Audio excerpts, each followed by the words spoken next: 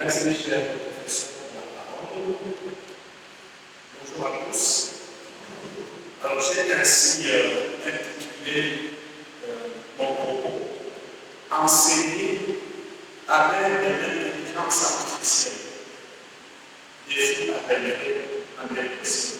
C'est un peu plus clair et ça montre moins les lignes qui vont guider l'intervention. Enseigner à l'aide de l'intelligence artificielle, défi à relever en RDC. Les grandes limitations que connaît le monde depuis la fin des années 80, avec le développement spectaculaire des technologies de l'information et de la communication, demandent de repenser le rôle de l'école et sa place dans une société devenant toujours plus cognitive, comme l'indique le qualificatif société de la connaissance. Alors, le monde aujourd'hui, ce qualificatif a commencé en Occident, mais c'est de manière générale, maintenant, notre société est une société de la connaissance. Parce que nous avons beaucoup d'instruments qui produisent des connaissances. Et la recherche, aujourd'hui, c'est la production de connaissances, l'acquisition de la production de connaissances. Si vous ne connaissez pas, vous êtes mort. L'avènement de l'intelligence artificielle, particulièrement, a mis en crise notre école. Cette école qui n'a pas changé depuis 200 ans. Comme si nous étions en 1800 avec les mêmes méthodes d'enseignement. J'ai rencontré une enseignante qui était assise à côté de moi dans le là-bas parce que c'était une leçon de sécurité. Alors je lui ai demandé est-ce que vous pensez que les élèves vont comprendre cette leçon? Je vais revenir sur cette question-là dans les points que j'ai retenus dans mon exposition. Notre propos entend poser des questions qui invitent à la réflexion sur le métier de l'enseignant et le rôle de l'école à l'aide de l'intelligence artificielle. Nous l'avons subdivisé en deux points. Le premier point porte sur l'intelligence artificielle, la notion d'intelligence artificielle, et le second point porte sur le rôle de l'école et de l'enseignant à cette thèse de l'intelligence artificielle. Prenons le premier point. La grande révolution de l'intelligence artificielle. Dans ce point, nous allons dire comment est l'intelligence artificielle, ce qu'elle signifie, ce qu'on peut en faire, et avec même des dérives, des problèmes qui sont liés à l'intelligence artificielle.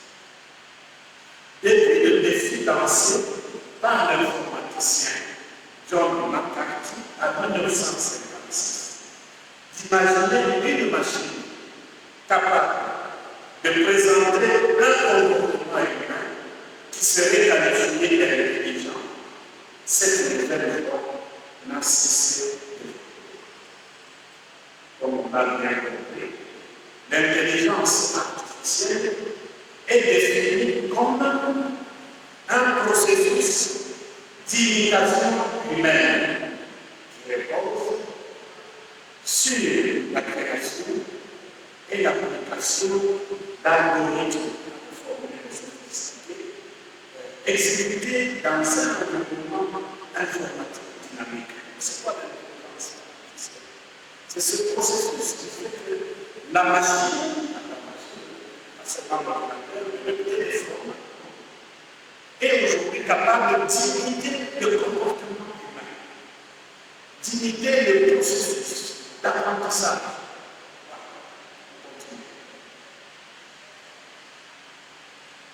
Cela signifie que l'intelligence artificielle désigne la capacité d'une machine à imiter l'intelligence humaine pour apprendre, raisonner, prendre des décisions, prédire. Aujourd'hui, on parle de plus en plus d'intelligence artificielle générative. Ce concept fait référence à l'utilisation de l'intelligence artificielle pour créer de nouveaux contenus. Il y a un Américain, ça fait très longtemps, pas des ici, qui s'appelle Skinner, qui a mis en place un procédé qu'on appelle l'enseignement programmé. Est-ce que l'intelligence artificielle, c'est pas cet procédé d'enseignement programmé qu'on a développé? Vous avez dit tout à l'heure une enseignante qui donnerait cours sur les richesses de la université. Il y a aussi un procédé comme ça, que nous appelons induction et perdition. Un enseignant qui enseigne les mamans, il vient avec la maman. On appelle ça l'induction directe. S'il n'a pas de maman, il décide de la maman, il prend la photo de la maman. On appelle aussi perdition.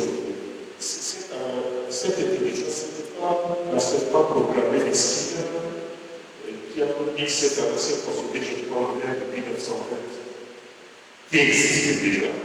Et l'édition qui existe, c'est pas ces procédés-là qu'on a développés, qu'on appelle aujourd'hui l'intelligence artificielle. Pour les contenus, et ainsi aussi aux frères Édouard pour les choix d'antenne. Je sens que cette victoire satisfait de l'exposé de cette année. Donc j'ai deux petites questions. La première, je comprends que vous avez donné la dimension théorique de l'intelligence artificielle par rapport à l'école aujourd'hui. Et puisque les enseignants doivent exploiter cette intelligence artificielle, est-ce qu'il n'y a pas moyen d'énumérer quelques intelligences artificielles qui peuvent utiliser sur le plan de l'éducateur? La deuxième question, j'ai animé une formation sur l'usage rationnel et la manipulation des réseaux sociaux avec les jeunes. Alors, il y a un qui me pose la question, il dit, mes chers collègues, est-ce qu'à chaque fois qu'on utilise l'intelligence artificielle, même de manière rationnelle, certains disent toujours, bon, c'est de l'intelligence artificielle, c'est rien de bon, il y a rien ceci. Pendant que, bon, vous avez appris qu'il y avait de l'intelligence artificielle. Et eux-mêmes, les enfants, l'enfant même, après avoir appris comment générer une vidéo, une photo, je trouve que c'est important. Et pourquoi à chaque fois, on exploite l'intelligence artificielle, certaines personnes disent toujours non, c'est de l'intelligence artificielle. Et là, je viens avoir juste votre point de vue. Merci beaucoup. Je suis Mac Maïmba, professeur de géographie au Collège Frère à Linda. En fait, ce n'est pas une question, mais c'est un apport, un élément que je voulais ajouter en rapport avec ma discipline qui est la géographie, ou encore en rapport avec mon domaine qui est dose. Je voulais également relever un autre défi qui est l'utilisation de l'intelligence artificielle. Lorsque nous enseignants, nous devons demander aux apprenants de traiter les exemples des situations. Je m'explique. Je suis chez moi en géographie. Avec la nouvelle approche APC, je ne peux pas aborder une leçon sans pour autant présenter un exemple de situation à mes apprenants. C'est dans cet exemple de situation-là qu'il y aura des opérateurs qui autrefois était considéré comme le verbe qui figure dans les objectifs opérationnels, c'est-à-dire le verbe d'action, et mes apprenants vont se servir de ces verbes d'action-là pour arriver à parler de la leçon. Maintenant, il y a un problème. Les élèves n'arrivent pas à traiter correctement cet exemple de situation-là parce qu'ils n'ont pas assez des savoirs essentiels qui ne sont que des ressources que le facilitateur doit mettre à la disposition de ses apprenants pour être en mesure de traiter un exemple de situation. D'habitude, on nous demande de remettre les livres aux apprenants. Oui, mais vous connaissez bel et bien que dans nos écoles, nous avons pour la plupart des livres qui sont vétustes, des livres anciens.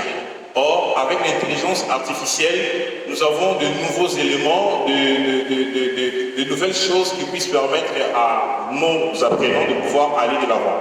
Moi, je trouve que l'un des défis que notre pays a pour l'intelligence artificielle, c'est l'utilisation, c'est son utilisation dans le traitement des exemples des situations.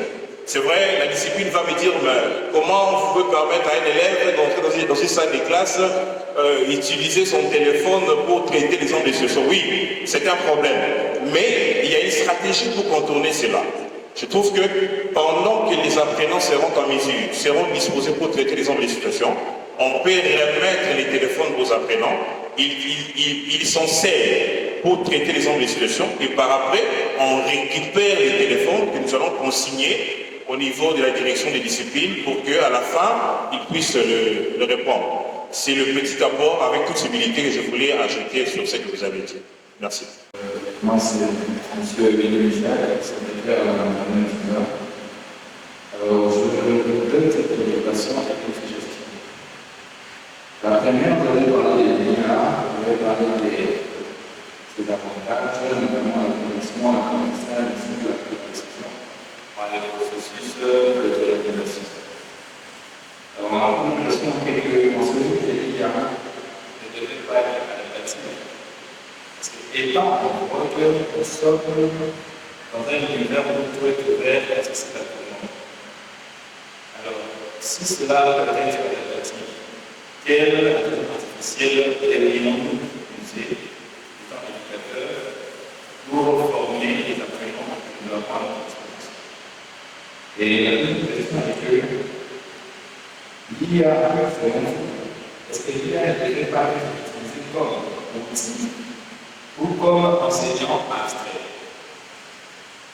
Cela étant, vu l'immensité de tout ce que nous avons comme connaissance, alors cette IA devrait être orientée ou peut-être le laisser fonctionner dans toute son autonomisation.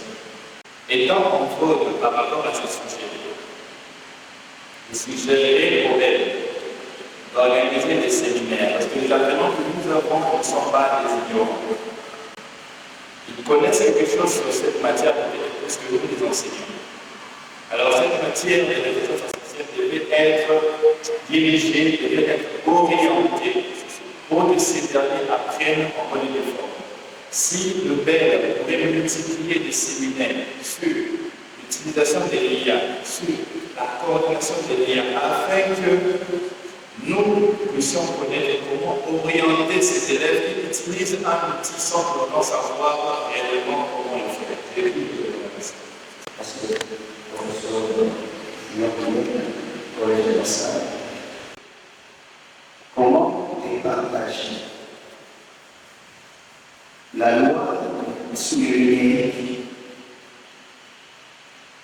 les dispositions qui protègent la vie et tout ce qui a comme disposition relative au droit de l'homme avec ce que vous avez proposé comme mesure d'accompagnement, de contrôle des enfants, suivi et autres, avec tout ce qu'on a dit numérique, cette criminalité et autres, quelle attitude prendre, comment partager ces aspects des choses. Le téléphone intelligent.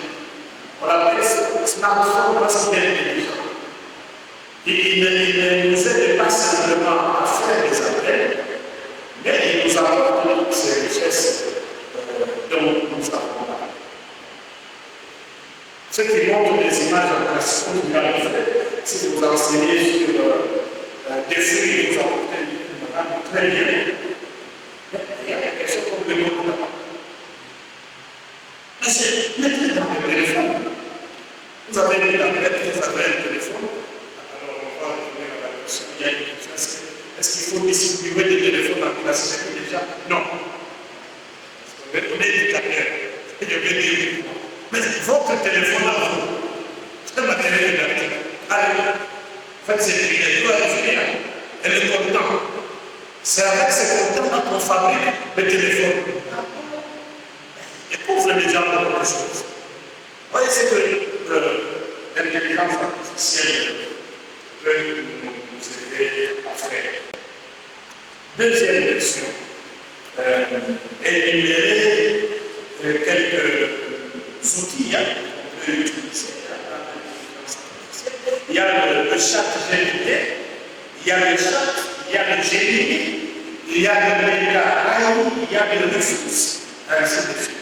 Mais il y a d'autres instruments que vous commencez à utiliser assez simple mais très efficace. Le Google Classroom. Est-ce que quelqu'un a déjà été Google Classroom? C'est le modèle de recherche. Google, en fait, c'est pour chaque leçon, on peut utiliser ça. Vous êtes gestionnaire vous-même. Vous pouvez demander l'expertise auprès des élèves. Alors, de la classe, vous pouvez demander l'expertise à vos enfants. Vous aide à offrir une application, par exemple, pour les Classroom, pour votre cours de géographie. Alors, vous êtes en présentiel en classe. Et pour les travaux à domicile, vous pouvez donner dans Google Classroom. Ça dépend de l'âge des élèves. Parce que j'ai dit qu'il ne faut pas donner de téléphone en classe. Je vais préciser lorsque j'arriverai à cette question-là. Alors, autre question, pourquoi chaque utilisation est condamnée? Chaque utilisation de l'intelligence artificielle. Mais ce qui est condamné, c'est le manque de créativité.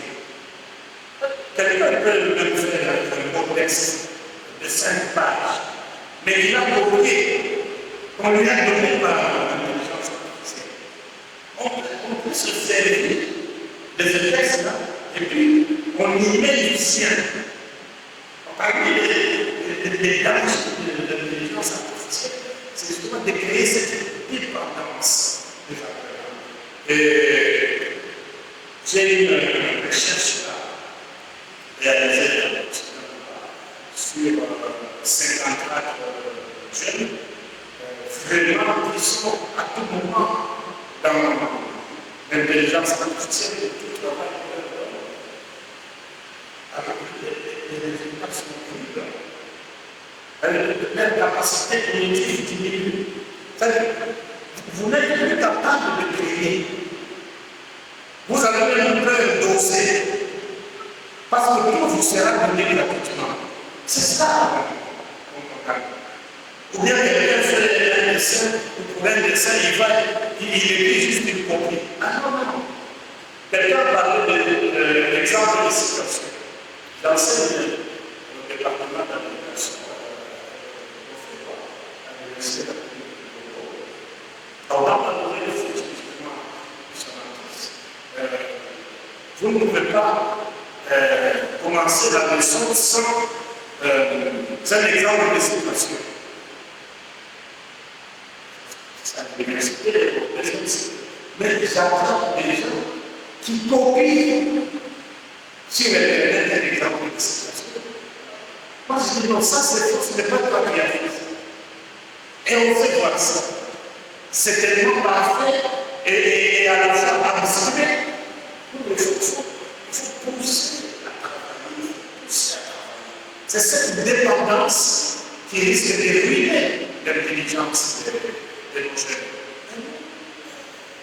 On a l'utilisation de l'intelligence artificielle comme un instrument, comme un outil qui peut nous aider. On ne peut pas pousser les jeunes à devenir dépendants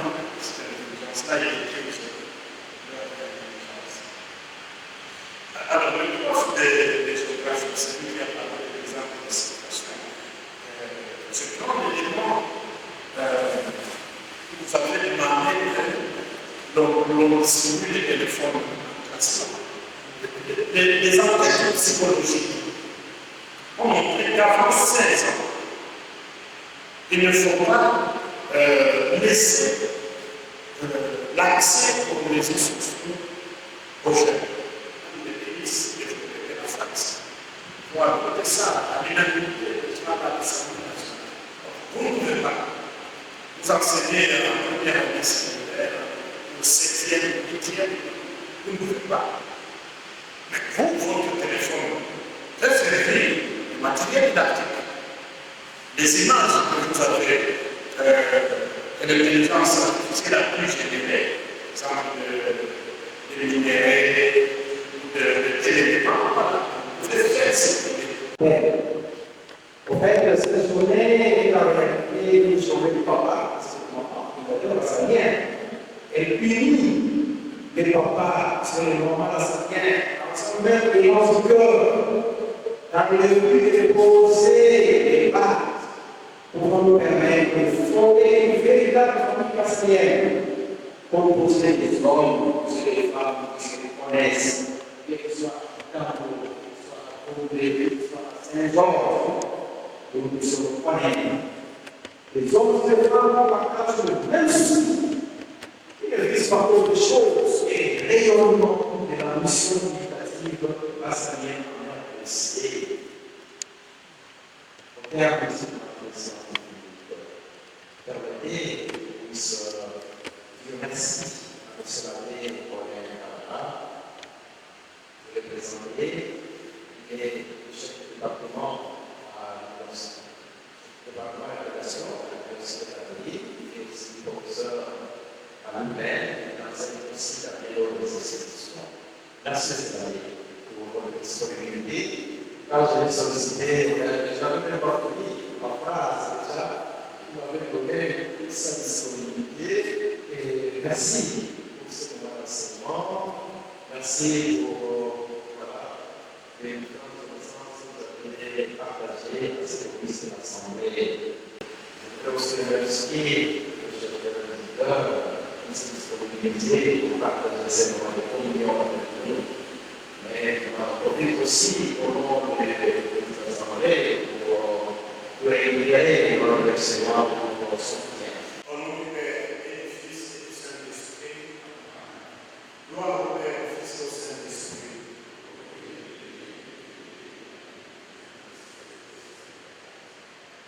Le Seigneur soit avec vous. Que Dieu Tout-Puissant vous bénisse, le Père, le Fils et le Saint-Esprit. Bénissons le Seigneur. D'abord, l'intelligence artificielle, c'est un thème d'actualité. Nous sommes entourés d'algorithmes qui conditionnent actuellement nos vies, qui impactent sur plusieurs domaines de nos vies. Et donc, ça valait la peine de réfléchir sur les enjeux de cette intelligence artificielle, de bien cerner voilà, et les différentes conséquences et comment s'y prendre pour en faire bon usage. Eh bien, les défis, comme je l'ai dit, les défis d'excellence. Les écoles lassaliennes doivent toujours être excellentes. Et l'excellence à tous les niveaux. L'excellence à tous les niveaux. Pas seulement au niveau de la réussite aux examens, au niveau, mais non, l'excellence même au niveau comportemental, l'excellence même au niveau de l'utilisation des réseaux sociaux ou de l'intelligence artificielle. Bref, les écoles lassaliennes doivent constamment dire oui à l'excellence et non à la médiocrité. Et voilà, nous travaillons pour que nous puissions tous les jours lutter contre la médiocrité. Mais les perspectives est bien celle de continuer à travailler pour voilà, viser haut, permettre aux écoles de continuer à atteindre leurs objectifs, les différents objectifs voilà, qu'elles poursuivent chaque année. Alors, concernant la journée des éducateurs lassaliens, bon, la perspective est que voilà, les gens comprennent que c'est une activité importante qui permet aux écoles de se retrouver, de fraterniser, de partager. Et donc, il faudrait que les écoles arrivent à s'approprier cette initiative pour que voilà, et ça ne soit plus perçu comme étant la seule initiative du BEL et que le BEL puisse à chaque fois peut-être courir derrière les écoles pour solliciter ceci ou cela. Donc il faudrait que les écoles puissent comprendre les bien fondés de cette journée. Il faudrait que Appel Amel puisse s'approprier cette journée pour que voilà, qu'on en fasse une journée vraiment systématique. De sorte que chaque année, qu'on puisse prévoir cette journée dans le calendrier interne de notre réseau lassalien.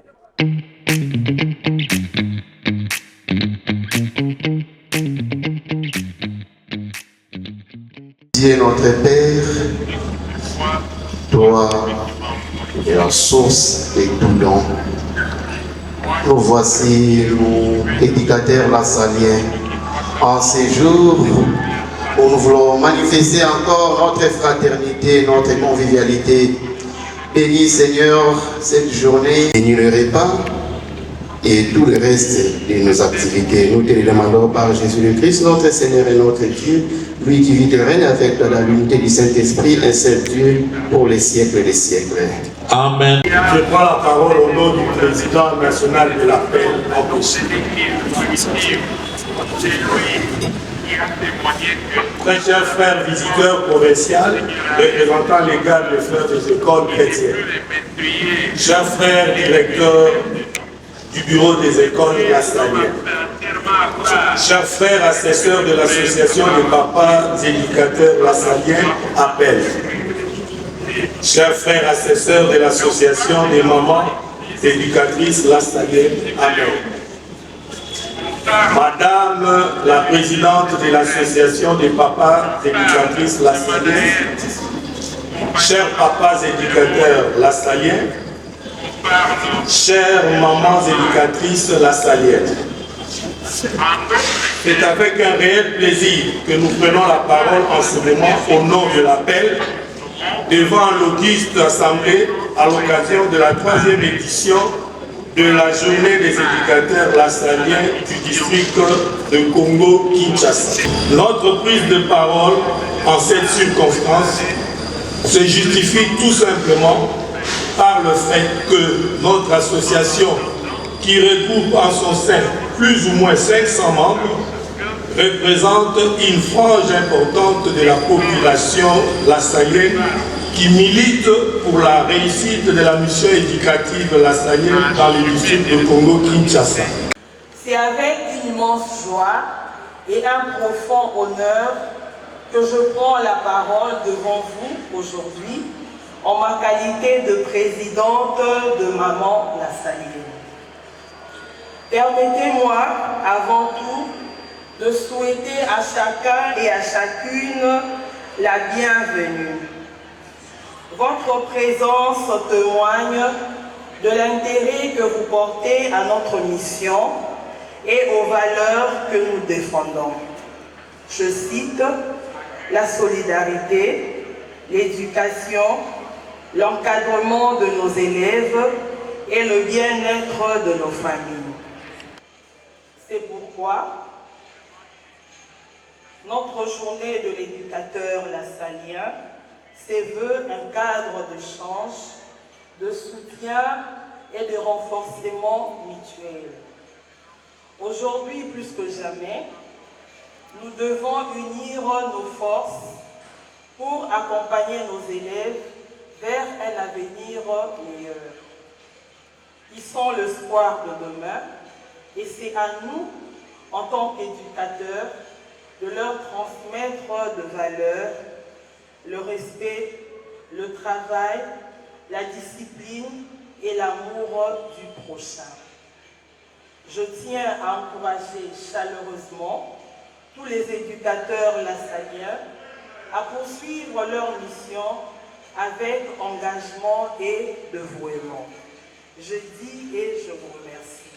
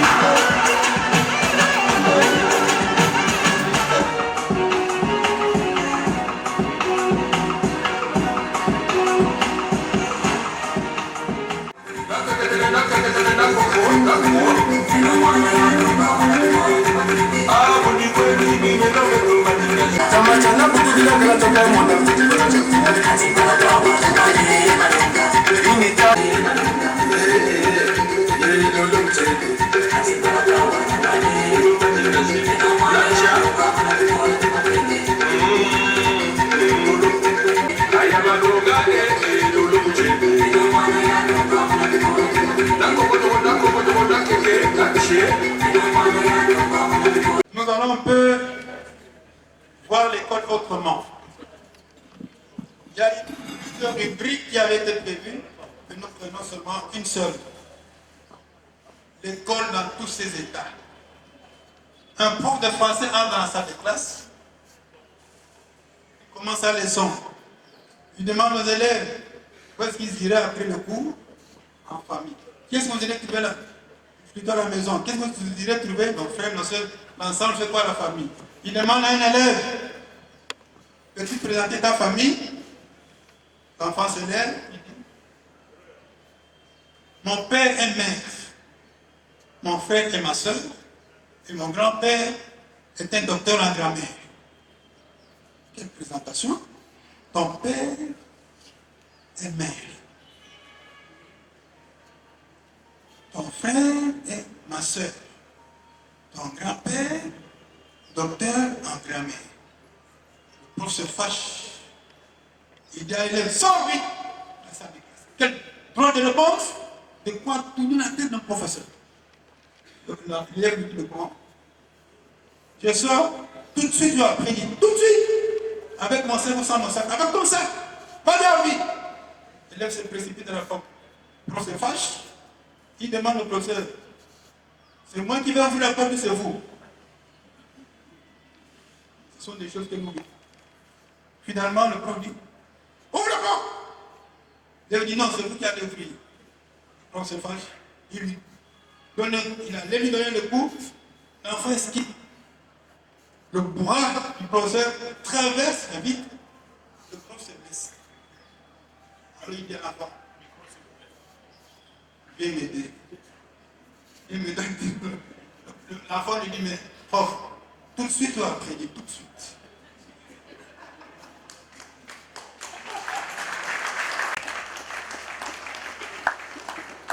Il a aussi dit que les deux sont des aînés. La salle était l'aîné d'une famille de 11. Jésus-Christ, dans la Bible, est aussi appelé l'aîné. Bien sûr, si on peut considérer Israël comme une famille, en Israël, il y a 12 tribus. 11, 12, c'est presque pareil. Il est aîné, là aussi aîné. Est-ce qu'on peut applaudir?